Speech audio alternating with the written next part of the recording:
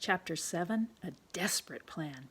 "Oh, God," moaned the doctor as he walked back to his camp. The two boys following along behind were the only people to hear the pain in his voice. "Why, God? Why have you let my work lead to such tragedy for these people?" The white man stumbled on a tree root, but hardly seemed to notice. Chuma and Wikitani weren't sure who this God was he was speaking to. "I came to Africa to bring the good news of your love. I've risked my life and worked hard to get these tribes to allow me to enter their territory. But wherever I go, the evil slave traders follow. And now they have the brashness to use my good name to gain access into tribes that were once safe from all outsiders." He raised his voice until he was almost shouting. "My God, it's not fair. What should I do?" The boys had never heard anyone talk to a god like this, but they knew this God must be different than the gods of their tribe. The tall man walked along in silence for a few moments, then suddenly turned to the boys as though he had been talking to them all along. "You boys live near Lake Sherwa, don't you?" "Yes, doctor," answered Chuma. "Our village is right on the shore of the lake." "My father is the chief of our village," added Wikitani proudly. "Often he has taken me in his canoe on Lake Sherwa." "That's right. You said you were a chief's son," said Livingston with interest. "Then I must speak to him." He turned and strode resolutely back to the camp. The boys looked at each other, startled, then hurried to catch up with the doctor. "Are you going to our village? You will take us with you?" they asked breathlessly. The man did not answer, but busied himself looking through his maps and books on the table outside his tent. "Doctor," Chuma tried again, "can we come with you?" Finally, the doctor stopped his rummaging and turned to the boys. "I don't see how you can. This will be a very fast trip and dangerous, too, if all these reports of war are correct. We will be heading right into the middle of conflict and—" "But this may be our only chance to return to our village," Chuma interrupted. The doctor gave the boys a kindly smile. "I know how you must feel. You are far away from your home and family, but I will be taking only my best porters and moving fast. However, I promise that if I see your families, I'll tell them that you are here and that you're safe. Maybe they can come get you." The boys were deeply disappointed, and their faces showed it. Certainly their families would send for them if Livingston found them. But they did not want to wait. They wanted to go home now. Chuma started to beg the good doctor to take them, but Wikitani put his hand out and cautioned him to be quiet, while Livingston continued to study his maps. When the doctor looked up again, he seemed surprised to see the boys still there. "What are you standing around here for? Run along and find something useful to do." They did not move. He stared at them a few more moments, then he said, "I'd like to take you home, but— Say, have you boys ever seen my steamboat?" He grinned at the boys as he changed the subject. "Tell you what, I'll give you a tour of the Pioneer. I'll bet you've never been on board a steamboat before. I've got to go down there anyway, so come on. Maybe I can find something useful for you to do." The boys followed the doctor reluctantly. They knew he was trying to distract them from their determination to return home with him. His smoking canoe might interest them at some other time, but if he thought they would forget their longing to return home, he was mistaken. When they were on board, the boat seemed even bigger than before. It didn't even move when all three walked up the ramp and stepped on deck. "See how big it is?" said the doctor.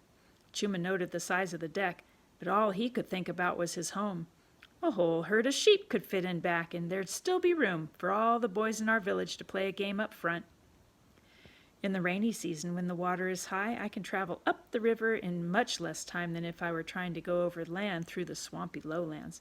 Of course, it would take hundreds of porters to transport what the boat can carry," explained the doctor.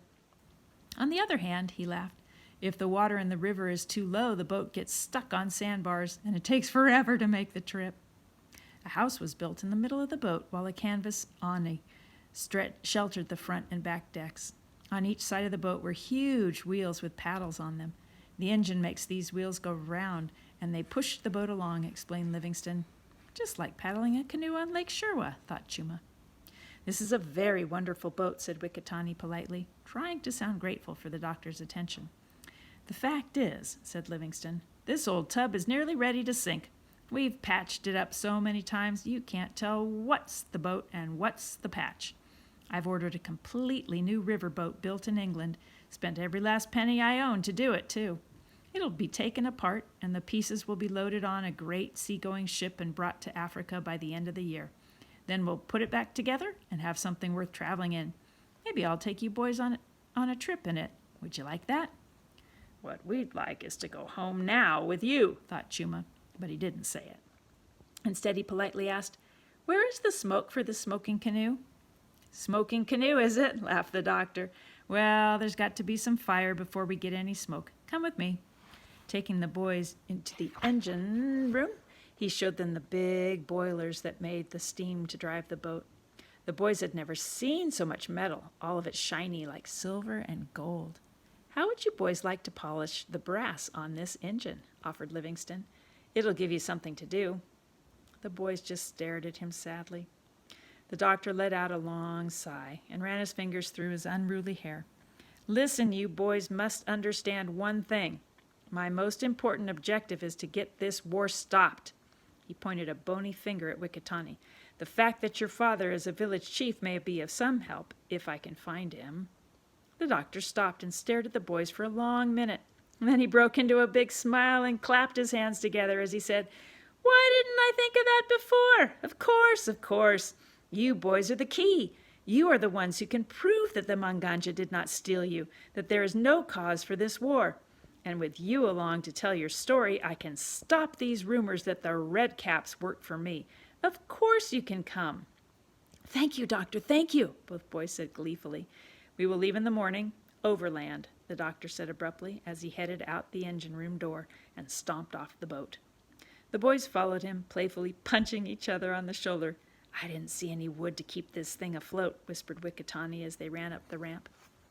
"Well, the doctor said it's about ready to sink. That's probably why," noted Chuma. The boys were up before the sun rose the next morning. "I'm going down to the river to bathe," announced Chuma. "It seems like a good thing to bathe before such an important journey." "You go ahead. I'm going to see Dauma," said Wikitani in a secretive whisper. "But what about her mother?" asked Chuma. "She won't catch me." "You want to come? You want me to come?" asked Chuma. "No, you go on down to the river. I'll be there as soon as I tell Dauma goodbye." "Then tell her goodbye for me, too," said Chuma, and the boys went off in different directions. "Today we leave for home, today we leave for home," Chuma chanted quietly to himself as he walked down to the river. The eastern sky was a bright pink, casting an eerie glow everywhere, silhouetting the doctor's boat like a great mountain against the sky. Somehow the strange light made everything look unfamiliar.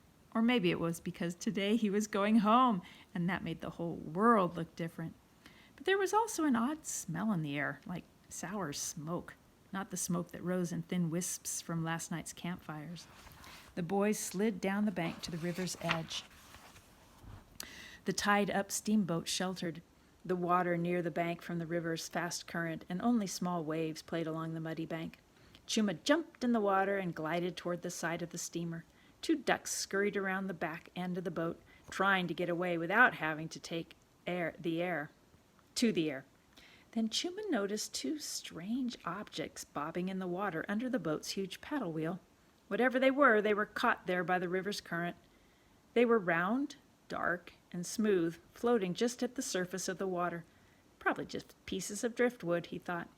He'd seen driftwood worn smooth and shiny by bumping along the river rapids mile after mile.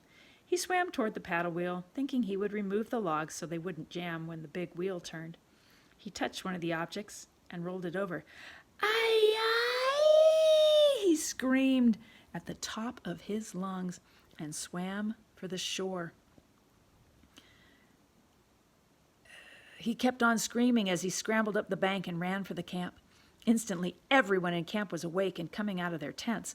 Some of the men had picked up their guns. "What's the matter, Chuma?" boomed David Livingston when he saw the boy running toward him. Chuma pointed back toward the river. His mouth hung open, his eyes wide. Finally, he said in a hoarse whisper, "A body! 2 of them! In the river!" The men ran down to the shore. As they pulled the bodies from between the paddles of the riverboat, Wikitani noticed the tribal markings and whispered, "Ajawa." The doctor sighed. "Probably war victims. Call the bishop. We must bury them. Then we'd better get on our way. Things aren't getting any better between the Ajawa and the Manganja." Chuma and Wikitani looked at each other in horror. For the first time, Chuma realized his own family might be in serious danger.